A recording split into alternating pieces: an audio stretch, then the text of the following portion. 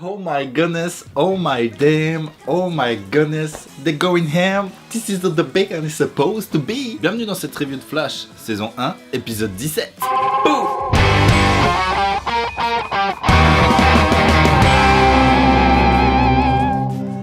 L'épisode commence avec le combat entre Flash et le Reverse Flash quand Barry était enfant, le jour où sa mère est morte. Mais cette fois-ci, on a le droit de voir les deux protagonistes se battre. Retour de nos jours, Barry se pose de plus en plus de questions sur Harrison Wells. Lui et Joe mènent une enquête plus poussée. Pendant que la ville vit une vie normale, des cadeaux commencent à tomber du ciel. Alors que les habitants sont émerveillés par ça, les cadeaux explosent au contact du sol. Très vite la panique s'installe et un certain Trickster revendique ses attaques. De retour sur le flashback, on découvre la vraie identité et histoire du Reverse Flash. Barry et Joe vont en prison pour voir l'ancien Trickster et lui poser des questions sur l'identité de la personne qui essaie d'usurper son identité. Iris se pose de plus en plus de questions sur ce qui a pu arriver à son collègue. De retour avec Barry et Joe, qui sont dans la cachette du Trickster à la recherche de preuves sur l'identité de ce dernier, Barry sauve la vie de Joe d'une explosion, et il découvre que la cachette secrète du Trickster a été vidée. Flashback sur Harrison Wells et sa femme, qui parlent de la création de Star Labs, et qui sont observés par le Reverse Flash. Le faux Trickster menace la ville de faire exploser une bombe. Barry part à sa recherche, mais découvre que c'est finalement une diversion pour libérer le vrai Trickster de la prison. Ils s'enfuient donc tous les deux de la prison, avec le père de Barry en otage. Flashback avec Harrison Wells et sa femme en voiture où on peut assister à l'accident qui a causé la mort de sa femme. Et en plein tourment s'inquiète pour son père et ne comprend pas les intentions d'Harrison Wells. En plein gala pour la réélection d'un élu, le Trickster et son fils empoisonnent les invités à l'aide d'un poison dissimulé dans le champagne. Flash arrive pour essayer de sauver tout le monde, mais le fils du Trickster attache à son poignet un bracelet qui explosera directement si Flash arrête de courir.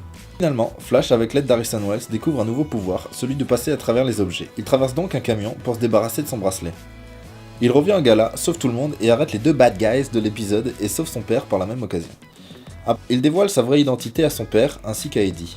L'épisode se termine avec un flashback avec le vrai Hobart Town qui dévoile son plan et comment il s'est emparé de l'identité d'Harrison Wells. Écoutez, à la fois j'ai beaucoup de choses à dire et il faut pas parce que plus si j'en parle trop, la vidéo va durer 45 minutes et personne n'a envie de regarder 45 minutes de vidéo, donc c'est avec plaisir que je répondrai à vos commentaires et qu'on en parlera plus profondément.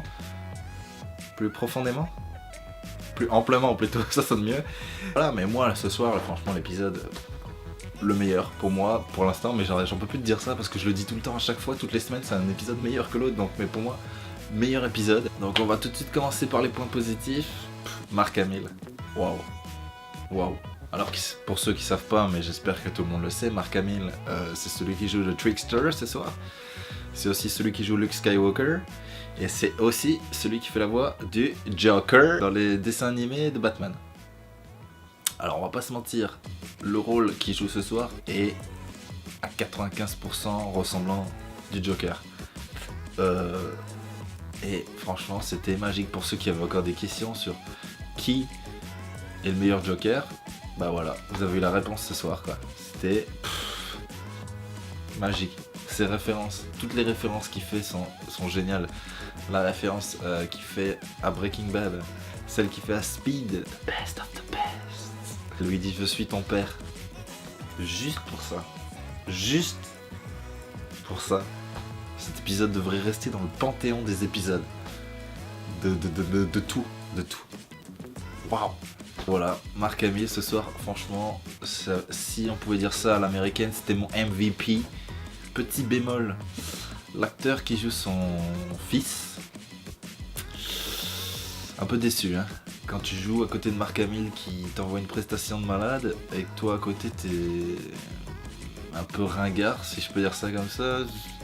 Ah oui, pour ceux qui ne le savaient pas, le bracelet qu'ils lui mettent, pour ceux qui n'ont jamais vu ce dessin animé, enfin ce film animé plutôt si je peux dire ça comme ça vient de Justice League Doom. Où justement dans le film, à un moment, il y a je sais plus qui lui met un bracelet. Et ce même principe, s'il s'arrête de courir, bah ça explose. Donc la référence, parfaite. Merci de l'avoir mise.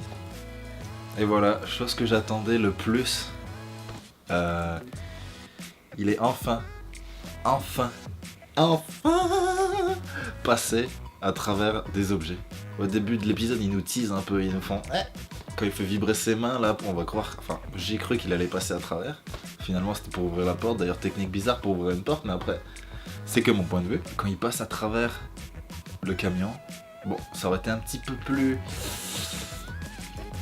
sexy, si je peux dire ça comme ça, qui passe à travers un bâtiment, on est d'accord, mais là, qui passe déjà à travers quelque chose, moi c'est un truc que j'attendais le plus. Énorme. Point positif, les flashbacks. Alors les flashbacks,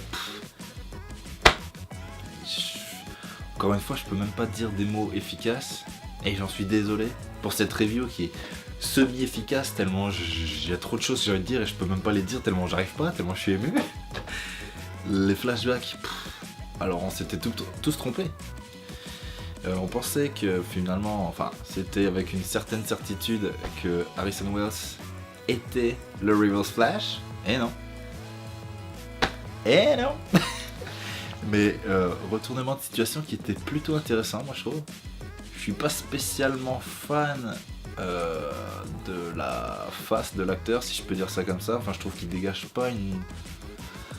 Il n'y a pas beaucoup de charisme, après on le voit sans le voir, mais je trouve personnellement qu'il dégage pas plus de charisme que ça, contrairement aux autres acteurs, ce qui est un petit peu dommage. On va passer aux quelques points négatifs, mais vraiment, je chipote. Quand Barry arrive à passer donc à travers le camion, après, et qui retourne au gala pour mettre le vaccin à tout le monde. Donc si on réfléchit, le laps de temps a été d'environ 5 minutes. Ça veut dire qu'en 5 minutes, ils ont réussi à synthétiser un antidote. Et on a synthétisé assez pour que Barry en ait, qu'il explose son bracelet, qu'il retourne à Star Labs, qu'il prenne le truc, qu'il revienne, qu'il vaccine toutes les gens en moins de 5 minutes. J'ai des doutes que ça soit crédible. Mais après, c'est pas vraiment la chose... Voilà, là, comme encore une fois, I ship a thing. C'est ça, voilà. Ça, je n'en ai pas parlé, mais le fait que Barry dit son identité à son père, c'est sympa. Même si il savait plus ou moins. Le fait qu'il le dise à Eddie, je suis partagé, mais après, pourquoi pas, on va voir qu'est-ce que ça va donner la suite. Mais bon, pour ceux qui connaissent les comics, on s'attend à ce que la suite, ça soit pas de bon augure, quoi. En tout cas, encore une fois, épisode vraiment stylé ce soir. 2 semaines d'attente, ça va être extrêmement long. Merci à tous d'avoir regardé cette review. On se retrouve pas la semaine prochaine. On se retrouve dans 2 semaines, c'est-à-dire le 14 avril, si je me trompe pas. J'espère que l'épisode sera autant, voire mieux que ce soir. Je vous souhaite 2 bonnes semaines. Et n'oubliez jamais que faire de la guitare sans cordes, c'est comme nager sans bras. C'est pas trop efficace. Ciao!